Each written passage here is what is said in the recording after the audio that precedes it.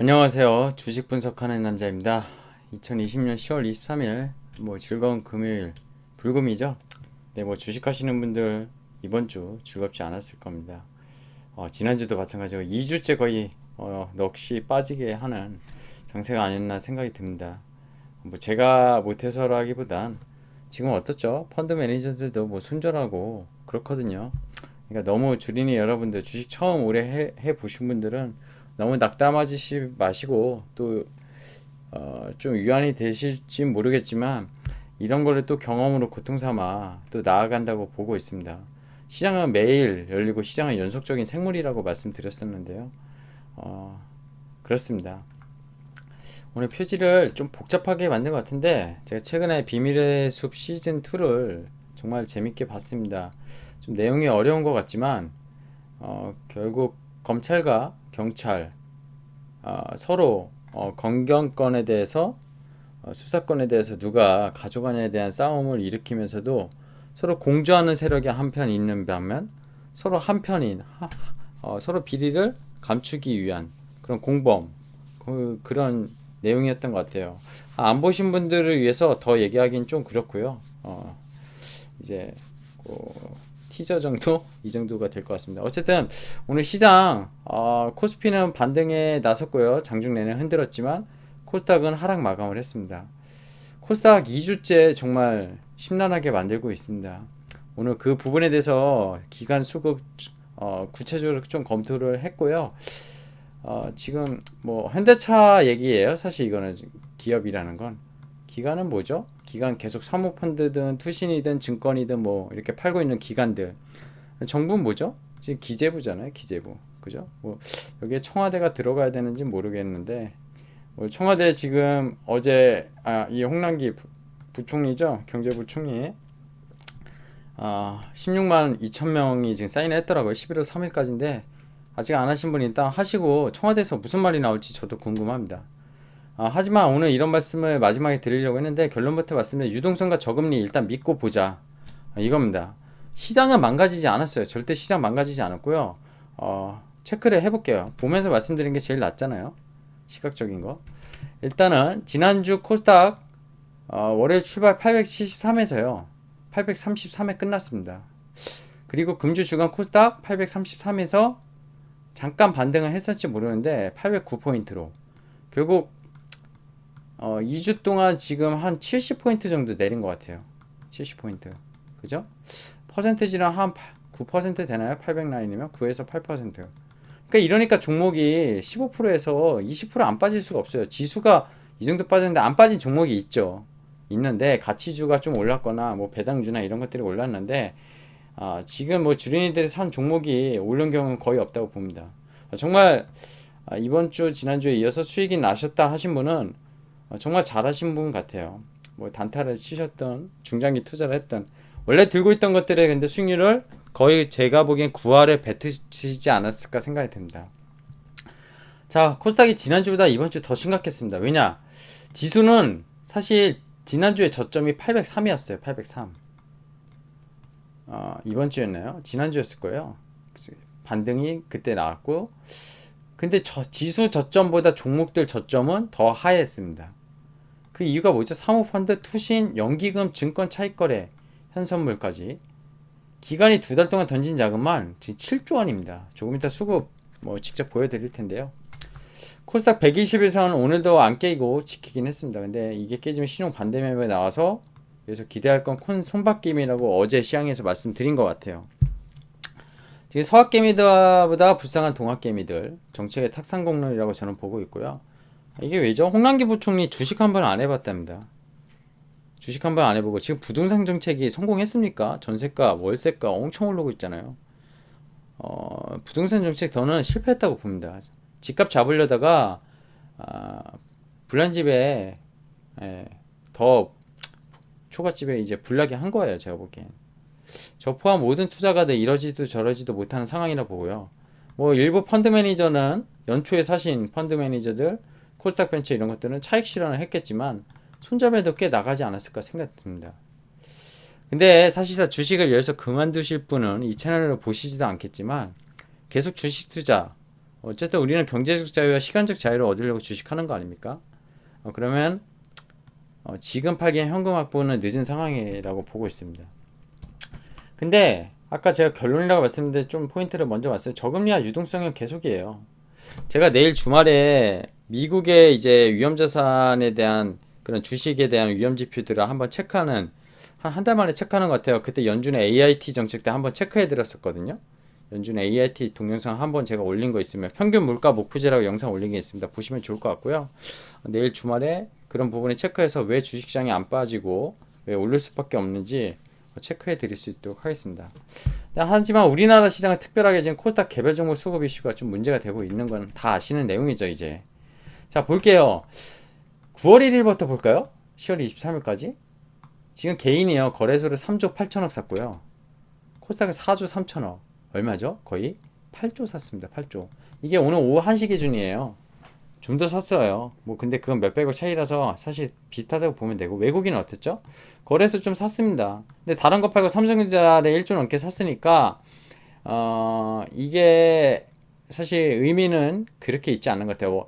달러원이 많이 하락해서 원화가 강세였는데도 불구하고 외국인은 그렇게 많이 들어오지 않았습니다. 외국인도 들어오지 않는 이유가 개인 대기 매수세에 지금 대주주 양도세 이런 이슈가 사실 좀 없지 않아 있는 것 같아요. 외국인은 바스켓으로 산다고 했잖아요. 바스켓 시가총액 상위주 위주로 들어오고요. 그러다 보니까 코스닥은 팔았죠. 4천억. 근데 이 4조 대비 4천억 의미 없어요. 개인이 이길 수 있었죠. 올해 코로나 이후에 올린 것처럼. 근데 기간이 어떻습니까? 예? 기간이 어때요? 3조 8천억. 자, 근데 보세요. 사모펀드가 거래소가 6,400억인데 코스닥이 1조 1,000억입니다. 투신권 이거 펀드예요. 펀드. 이거 공모펀드가 많거든요. 사모펀드랑 공모펀드라고 보시면 돼요. 그럼 펀드에서 얼마 나왔죠? 거의 2조 나왔습니다. 2조면요 엄청 큰 숫자예요. 개인들 4조 샀지만 그게 반이잖아요. 그죠? 그리고 금융투자 차익거래고, 그죠? 뭐 은행, 기타 금융, 연기금은 어떻습니까? 연기금은 거래소 바스켓을 팔고 있고요. 코스닥도 바스켓을 팔아요. 기타 법인 이것도 문제죠. 기타 법인이 1조입니다. 무려. 이 기타 법인은 뭐 사실 외국인들, 검은머리 외국인도 있을 수 있고 뭐 여러가지 복합적인데, 자 보세요. 적어놨어요. 국민연금은 한국주식 비중 조절하느냐고. 지금 오버 포지션이 주식이 올라서 가치가 올라서 운용자금의 몇 퍼센트를 실어야 되는데 그게 넘어가서 팔고 있다고 해요. 운용사는 펀드함에 대해 이 공모는 이해가 되는데, 사모도 물론 마찬가지예요. 코스닥 벤처펀드 그 개방형 같은 경우에는 판매 요구에 받쳐줘야 되는데 지금 차익 실현하는 게 커요. 차익 실현하는 게 큽니다. 그래서 문제는 기간 매도세가 지속될 수 있다는 관측이 우세한데, 저는 오늘 수급을 이번 주를 보면서 국민연금은 대충 조정을 좀 마무리한 것 같아요. 뭐 더 던질 수는 있는데 이만큼 이상 안 나갈 것 같아요. 예. 그리고 지금 뭐 배당주들 이런 것도 연금에 포지션 사고 있고, 빅히트를 사는 이유는 시가총액이 높기 때문에 바스켓으로 사는 거예요. 좋아서 사는 게 아닙니다. 시가총액이 싸서 사는 게 아니에요. 기간별 매도를 유발하고 있는 원인이 가장 근본적인 게 뭐죠? 개인 대주주 양도세입니다. 지금 선제적 차익 실현 물량이죠. 개인은 아직 던지지도 않고 오히려 사고 있습니다. 이게 문제라는 거죠.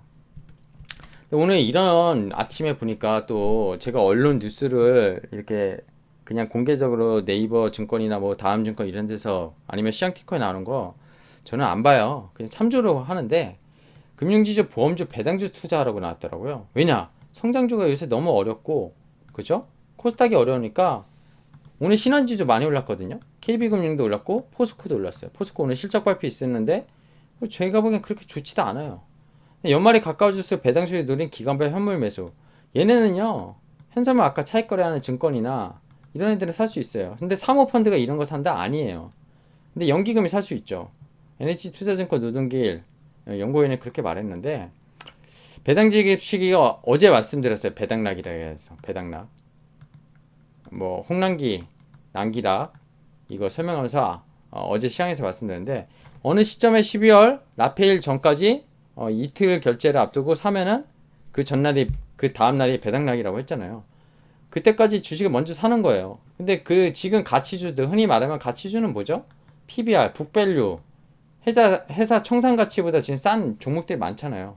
그런 것들 사가지고 주가 떨어지는 거 하방 리스크 그렇게 많지 않으니까 배당을 받겠다. 그래서 그런 매수 힘이 나타나니까 개인들 사라 이런 건데, 지금 성장주 많이 먹다가 뱉거나 마이너스 돌고 했는데 그럼 그거 팔아 배당주 투자하라고요? 그 손실 만회할 수 있다고 생각하십니까? 절대 못합니다. 절대 안 돼요. 일부 큰 손들은 조금 수급적으로 포착은 되지만, 이분들은 성장주를 이미 많이 먹으신 분들이거나 아니면 안 갖고 있거나 그러신 대기자금 이런 분들이에요. 지금 배당주 살 바에 관망 전략, 즉 움직이지 않는 게 더 맞고요. 기관이 지금 성장주 다 팔아 배당주 또 뒤통수 때릴 수 있다고 저는 분명히 생각합니다. 코스닥 차트 볼까요? 어제도 헤드앤숄더라고 했는데 이 121선이잖아요. 다음 주에 이게 내려가면 정말 심각해 보여요. 지금 이게 몇 개월 동안 올라온 거예요. 예? 121 이평선 코로나 이후에 한 번 치고 올라와서 한 번도 깨진 적이 없어요. 기대는 거는 이 수평선을 오늘 그려봤는데 이게 깨지지 않길 바라고 있습니다. 여기서 손바뀜이라는 건 뭐죠? 아무리 개인 대주주가 팔고 기관이 팔았어도 강하게 정말 종목들이 너무 얼척없이 지금 떨어져 종목들이 많거든요. 제가 보기에 뭐 PR, PBR의 개념이 아니에요. 예.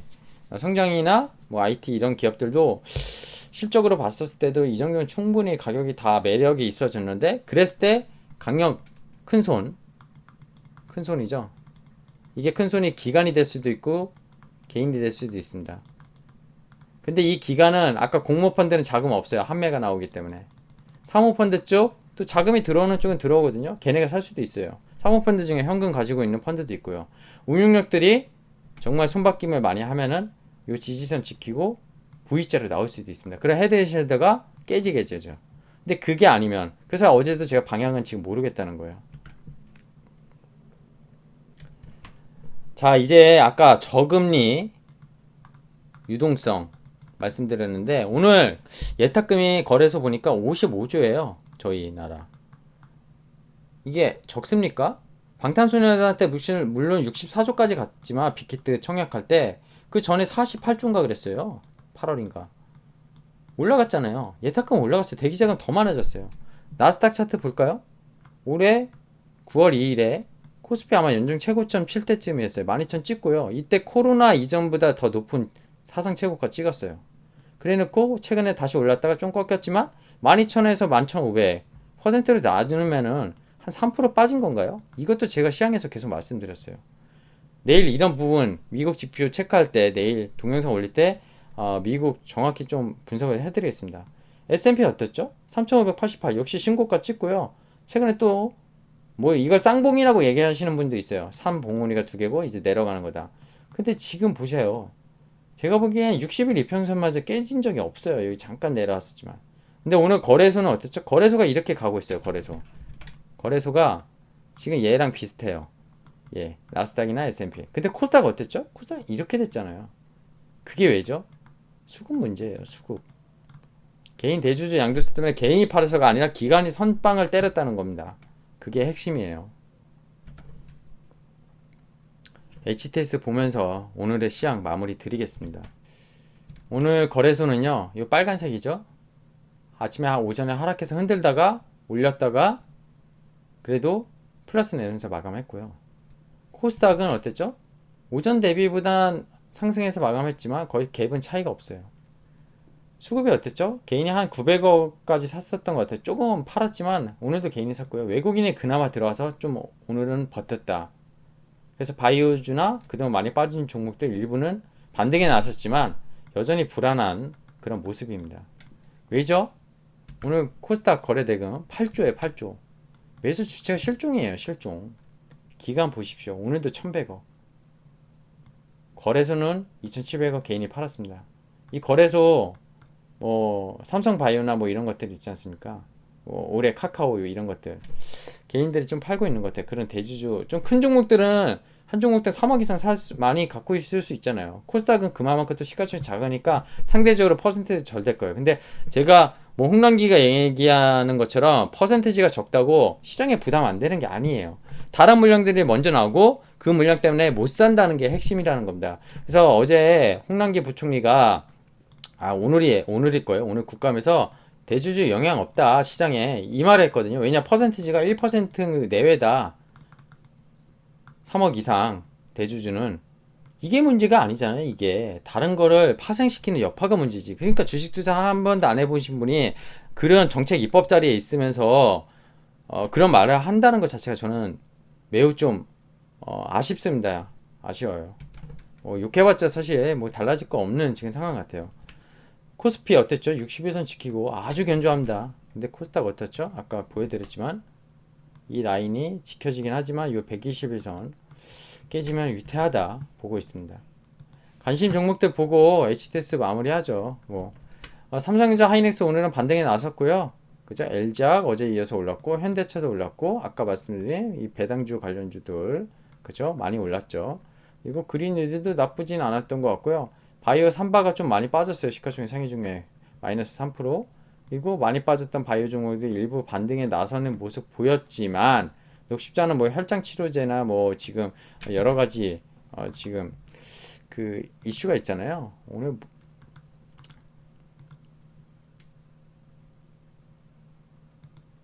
네. 코로나19 백신 5억 도주 CMO 계약 위탁 생산. 예. 뭐 이것 때문에 많이 올랐습니다. 예, 이런 종목도 지금 시장에 있어요. 지금 보면은 근데 얘도 많이 내려와서 다시 오늘 이슈에 오르긴 했는데 윗골이 많이 달았네요. 어쨌든 고마운 종목이죠. 얘도 거의 120일선 가까이 깨지려다 하다가 오늘 이슈를 올렸어요. 근데 대부분의 종목이 거의 지금 이렇게 되고 있죠. 그죠? 반도체, 메모리, 비메모리 다 안 좋았어요. 그죠? 5G 너무 안 좋고요. 5G는 니프터 어느 증권사 니프터 나온 이후로 계속 안 좋아요. 지금 어느 증권사에서 너무 펌프질도 했었어요. 그 전에 그러면서 밸류에이션 높게 올렸었죠. 변동성 지수 볼까요? 어이구 오늘도 이렇게 내려왔네요. 확대해서 볼까요? 좀 이거 보십시오. 보이세요? 이 못 치고 올라가잖아요. 시장은 좋다는 거예요. 시장 나쁘지 않아요. 절대 나쁘지 않습니다. 마무리 짓겠습니다. 20분 안 넘기려고 항상 노력하는데 할 말이 좀 많다 보니까 넘네요. 끝까지 영상을 보셔야지 흐름을 좀 캐치하실 수 있다고 보고 있고요. 코스닥 시장 수급이 있습니다. 가치 배당주를 단기간 사고 있다고 하지만 연속적으로 저는 시세가 날 것 같다고 생각하지 않아요. 현금 유동성 가지신 분이나 지금 현금을 일부 차익 실현이나 순자매 하신 분은요. 성장주도 오늘 좀 또 오른다고 사시지 마시고요. 손바뀜이 확실히 보여줄 때 손바뀜이 확실히 보여주는 거 어떻게 하냐고 물어보시는 분이 있어요. 지가 하락하면서 어땠죠? 제가 얘기한 거래량이 안 터진 게 다행이다. 헬릭스미스는 하락하면서 거래량이 터졌죠. 거래량이 이렇게 반등을 줄 때 확 터져야 돼요. 오늘같이 거래량도 없이 또 반등 나서면 또 떨어질 가능성이 높습니다. 그렇게 보시면 될 것 같고요. 미국 대통령 선거 이제 얼마 남지 않았어요. 2주도 안 남았죠. 행보 중이죠. 아까 근데 차트 나스닥과 S&P 보여드렸지만 매우 견조합니다. 근데 지금 와서 대통령 테마주 뭐 바이든이냐 트럼프냐 뭐 그린 뉴딜이냐 이런 것들 관계도 없는 테마주 제발 지금 시점에서 성장주 손실봤다고 하시지 않는 게 좋습니다. 큰 흐름을 지켜보는 게 좋을 것 같고요. 저는 약세장의 시장 절대 아니라고 보고 있습니다. 신용과 대출이 만약에 다음 주 코스닥 터지면 물량 나오면서 손바뀜이 일어난다고 봐요. 근데 그 부분에 못 버틸 투자자가 너무 많기 때문에 제발 안 터졌으면 좋겠다 말씀드리고 싶고요. 한두 달 전에 저도 이렇게 수급이 꼴 줄 알았으면 이렇게까지 뭐 시장이 좋지만 지금은 사지 마세요 뭐 이런 말씀을 드렸겠죠. 근데 그건 저도 알 수 없다고 했잖아요. 종목을 추천드릴 때도 종목이 좋다고 했지 언제가 사야 되는 시기냐 언제 조정을 받았냐 그건 알 수 없습니다. 그거 알면은 신이고요. 그거 알았다고 맞췄다고 하면 사기꾼입니다. 사기꾼. 자, 사모펀드 투신 기간이 작정하고 던지고 있습니다. 아까 보여드렸지만 두 달, 지금 9월달 들어서 두 달도 안 됐는데 4조 가까이 던졌죠. 그 중에 펀드만 2조예요, 2조. 코스닥 벤처나 IPO 펀드들이 많고요. 근데 시장 예탁금은 55주입니다. 저금리고요. 유동성 믿으셔도 됩니다. 시장은 갈 길 갈 겁니다. 지금 근데 너무 아까 모두가 공범인 그런 시츄에이션이 수급을 공백으로 만든 그게 너무 안 좋다는 거. 그게 좀 아쉬운 한 주 아니면 아니죠 거의 2주였던 것 같습니다. 힘내시고요. 10월이 지나면 11월에는 좀 나아지지 않을까 생각됩니다. 구독과 좋아요 알람 설정 해주실 거죠? 오늘 감사합니다.